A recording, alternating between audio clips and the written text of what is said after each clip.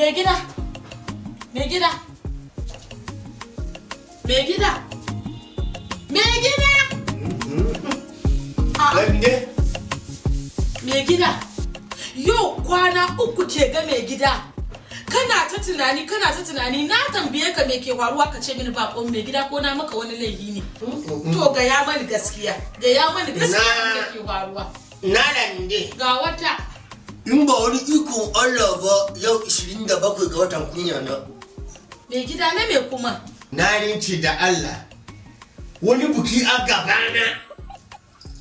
In yace mishi yayana yayi daidai.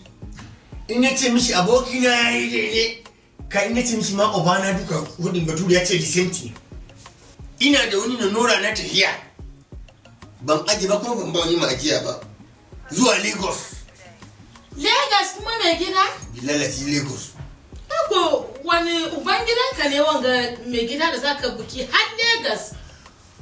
Ina wanda na taba hada maki ya ba mini babbar riga mai dan aikin wuta. Ina jin ka me gida. Ali shirkin jabarmawa na Lagos shi za shi taro bilalati man ina na ko banda kudin mota. To me gida shine kai zauna kana ta kwaman tunani haka me gida. Ai ko kayan daki na ina sayarwa me gida. In baka kudin mota ka je wannan taro balle ma bata kai haka nan ba me gida. Ai wurin goggo akwai tinkiyen nan nawa. Yanzu ita zan tashi a kai kasuwa a sayar in baka kudin mota. Me gida shine ka tsaya kana ta tunani? Alhamdulillah ya lillahi na Allah. Alhamdulillah ya lillahi. Yanzu ne bari in je wurin goggo. To do Allah in kin je ina gaishe ta. To shikenan in kin je ina gaishe ta do Allah. Da ko hijabi. Shi yasa in Allah ya shiga baka ashiri sai shi baka mata na kuri. Shi baka uban gida na kuri. Yanzu ka ga shi kan jili ku tsire na ke zo. Idan da ni.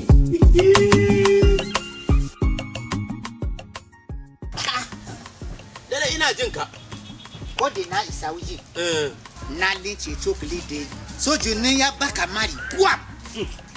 Sai na ji na nasu.